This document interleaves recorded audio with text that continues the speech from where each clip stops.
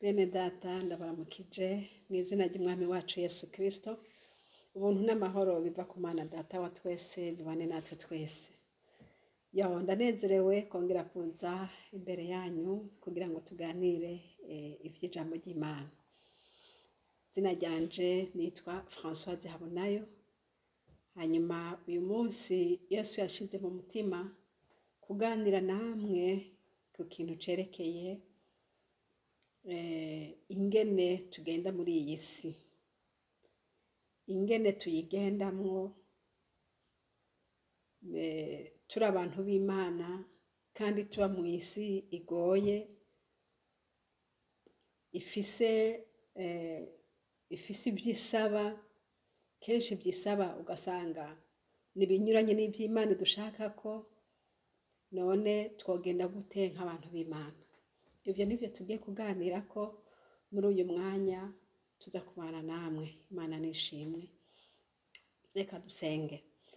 Data mu izina rya Yesu Kristo, ndaje imbere yawe mwami Imana, ndakugomba ngo utubere umwigisha, uvugane natwe mwami Yesu, uduhishurire uko turi bugende, utubwire uko turi bugende.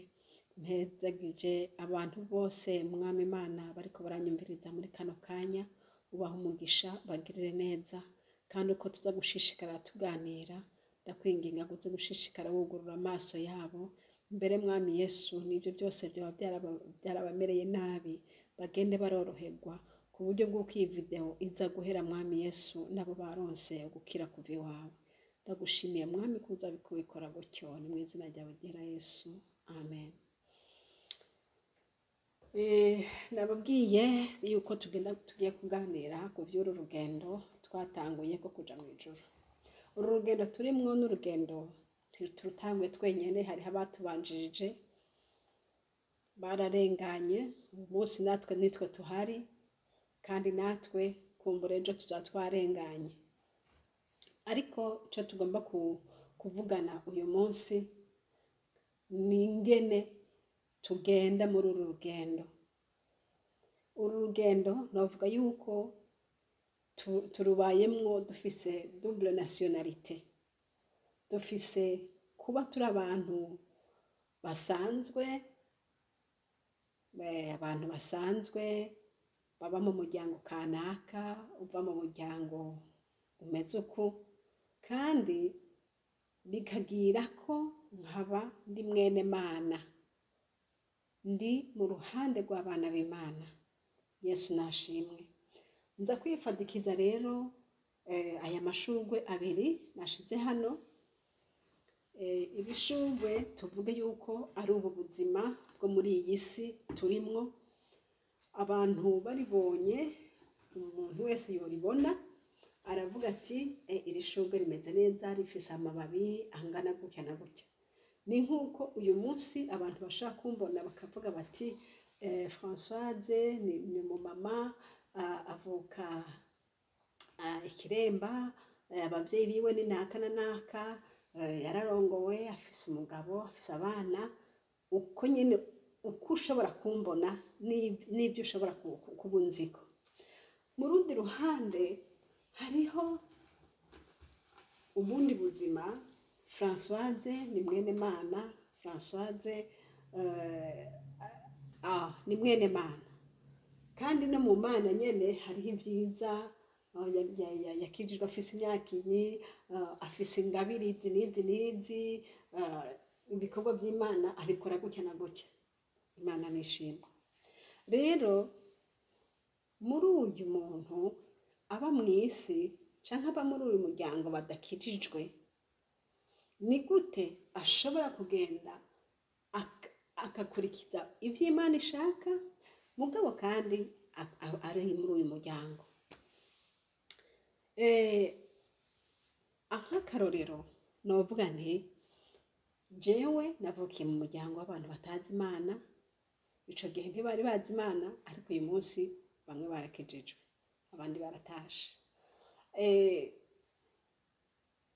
Igihe rero namenye Imana jewe nari umwana mutonye, abumvise intahe yanje narababwiye, kandi muri iyo ntahe nta bantu banyigisha ijambo ry'Imana, ni Yesu yaraje aransanga.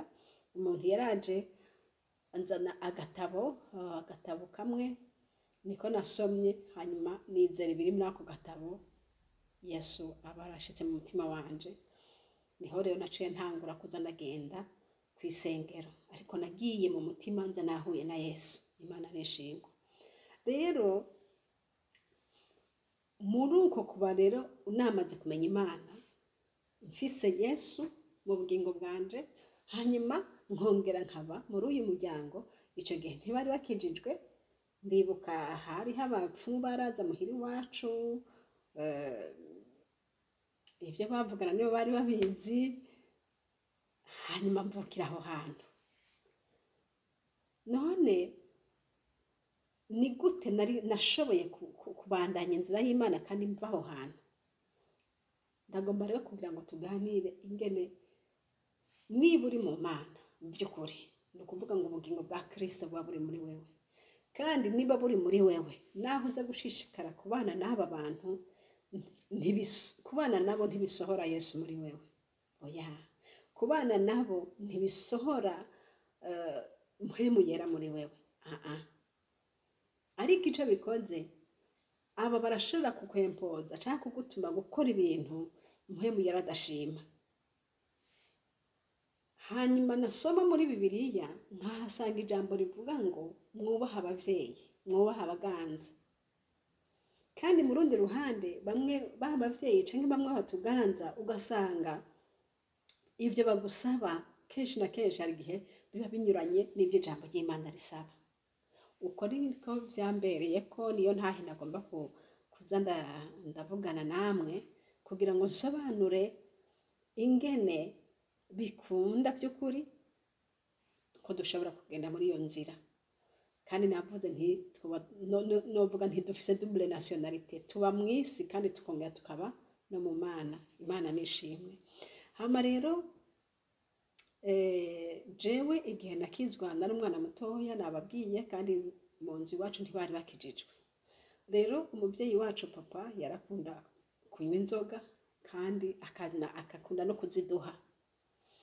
Rero aziduhaye kera ntarakizwe, narazinywa nyene neza, akadusomya urwagwa tukanywa twese, akadusomya. Hanyuma rero umunsi umwe ndavuga nti none bizogenda gute?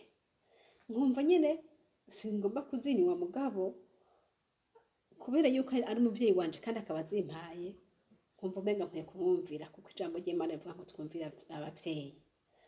Rero maze kubikora gutyo, hari aho yazimpa nkanywa nkamira, hari ahandi namufenda nkagenda nkaca nja gucira hanze. Ariko umunsi umwe aramfata, arabona ko nashize mu kanwa kandi nta mize nagiye gucira, aca arankarira gose. Hama rero ubundi munsi nkagerageza gufenta, mugabo akamfixa ijisho, akanshira kwijisho rwose, ngasanga namize kandi ntabishaka. Ico gihe rero nkababara, hageze kuwa Mungu hajya barigisha, umutima ukacunyagiriza ko nacumuye, ngaca ngenda nkihana. Bene data, naramaze nk'igihe ngira ngo novuga nk'amayinga 4 canke 5 akurikirana, misi yose ngenda kwihana. Nkagerageza nkirinda kuwa mbere, kuwa kabiri, mugabo kuwa gatatu bikanga. Nkagerageza ico nico kintu cangoye. Papa yorumva yarampasi nkanka nyene kumwankira. Hanyuma rero uwundi munsi nca ndigira inama mu mutima, cyaravuga nti ubu rero aho namugenda imisi yose nkama ndiko ndihana, kwa Mungu ngenda nihana, kwa Mungu wundi nihana, ntubu rero ngomba mfate decision, ngomba mfate umugambi. Ni kuko sinitwaze ngo kubaha abavyeyi, ngo kumvira abavyeyi nivyo byatumye nkora ibi. Kuko naciye nibaza mu mutima nti none hamwe abavyeyi bontuma kugenda kwica umuntu, none noca ngenda ngo ni kubera ngo ngumye kubumvira. Nsanga rero ijambo ry'Imana ritubwira kubumvira mu byiza atari mu bibi. Okay. nca ntangwa rero kumugambararira akampa nkanga ya umunsi umwe aca arashavura rwose aca aravuga ngo ndagukanga ngo uje ndi umuvyeyi wawe ngo rero we ngo ntukiri umwana wanje ngo kuva uyu munsi ntukiri umwana wanje ngo wewe ngo ucitse umwana wo kwa Madengo. Pasiteri w'Ikiremba yaratashe yitwa Pasiteri Madengo Abedenego. Aca ambwira rero ngo ndi umwana wiwe. Ambwira rero ngo ndi umwana wiwe ngo kubera nanse kuba umwana uko nanse kumwumvira. Ndihorera. Aca ambwira ngo ndaguciye ngo uravuye mu bana banje ngo mbere ngo sohoka hari mwijoro. Aca ndasohoka ndavuga nti Yesu jewe nakubwiye yuko uyu munsi ari ugupfa ndapfana nawe. Ari ugukira ndakirana nawe. Imana nihabwe icubahiro. Nca rero ndasohoka ndagenda nshitse hanze ndiyumvira ndaraba inyenyeri ndavuga Mana none ndagenda hehe ndaja mu mwonga ndagira iki hari mwijoro ndiyumvira ingene nugurura imyugariro n'ingene nsohoka mwijoro ndi umwana mutonya ariko nkanezezwa no kuvuga nti Mwami Yesu navuze nti uyu munsi ari gupfa ndapfana nawe. Imana nihabwe icubahiro. Maze gushika hanze kuko namaze kumaramaza nti Yesu twe na Yesu nta kintandukanye nawe. Papa aca arasohoka ansanga hanze ansanze hanze aca arambwira ngo mwana ntisa ngo kuva uyu munsi ngo ndabonye yuko mu bana bose mfise ngo ahubwo ni wowe wenyene mfise. Yesu we ndamezeka mu mutima ngo mbere ngo niwinjire.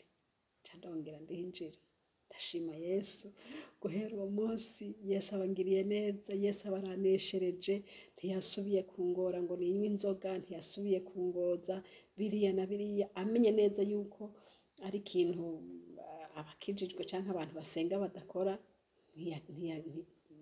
yaramenya ko ibyo bintu je batabintumye. Kuva ubwo nshashima Imana. Aho mbwire bene data ijambo ry'Imana yavuga ngo ukunda ubugingo bwiwe ugomba gukiza ubugingo bwiwe ngo mbega rivuga gute avuga ngo ukunda ubugingo bwiwe ngo azobubura ngo ariko uburekura ku bwa Kristo ngo azoburokora. Nanje narahevye ubugingo bwanje ku bwa Kristo ndavuga nti ntibagomba banyirukane ntibagomba banyice ntibagomba uko bagira kose umunsi nemeye kugenda na Kristo. Ariko ndashima Imana nico gihe nyene rero Imana yacingirira neza irantabara aca ahubwo ampa uburenganzira yuko atazongera kumbaza kuntuma ibintu ijambo ry'Imana ryanga. Nca mbona ndashima Imana nca ndavuga nti kumbe hajya hose iyo nkamaramaza hakiri kare nukuri mba naranesherejwe ariko kumuri igihe c'Imana nticari bwagere. Imana nihabwe icubahiro. Rero bene data nca menya nti ikiba gikwiye ni determination kuvuga uti kuva uyu munsi bagombe bagire gute sinzongera nzopfana na Yesu. Imana ishimwe Yesu ntazokwemera ko upfa ahubwo azoca agukiza burundu. Imana nihabwe icubahiro. Narazinejejwe n'amajambo yo muri Daniyeli y'amajambo avuga ku bwa Daniyeli na bagenzi we ngo bagize imigabo mu mutima yuko utazokwiyandurisha ibyo kurya by'umwami. Bene data kugira imigabo muri wewe uti naho byogira gute nzogerageza nzosenga Imana nzokwirinda sinzocumura ku Mana yanje. Nimba ari ikintu Imana yanka nanje nzocanga. Nimba binsaba gupfungwa nimba binsaba gukubitwa nzokwemera ndazikubitwe ku bwa Kristo. Imana ishimwe. Nanje rero nabonye ko ari iby'igiciro kugira imigambi kwigira imigabo nti uyu munsi naba ari ugupfa ndafana na Kristo kandi Imana yarantabaye. Nawe mwene data izogutabara. Imana ishimwe. Ikindi nagomba mvuge muri iyi nzira nyene yo kuja mu ijuru nababwiye ko tuba mu isi kandi hariho ibyo mu isi bisabwa. Mu isi bisabwa kwiga, mu isi bisabwa gukora akazi kugira ngo uronke amafaranga, mu isi bisabwa hariho ibyo bisabwa, hariho ingendo zo mu isi, hari bisabwe ko umuntu arongorwa akaronka abana bakakura, hariho ingendo zo mu isi bisabwa. Hanyuma none no mu Mana naho nyene hariho ingendo zo mu Mana bisabwa. None ni gute jewe nifuza kugenda neza mu nzira yo muri iyi si, yo mu buzima bwo muri iyi si, hari igihe usanga ubwo buzima butoroshe bwo gusaba gucumura ku Mana. None ni gute ubwo buzima bwo mu isi noshobora kubucamwo kandi ntashavuriye Imana canke ntacumuye ku Mana? Ndagomba mu gice gikurikira tuvugane ingene ubugingo bwo mu isi kenshi na kenshi iyo ugiye bumvira Imana n'ubugingo bwo mu isi bugenda bworoha. Nivyo tuca tubandanya gukora. Imana ibahezagire.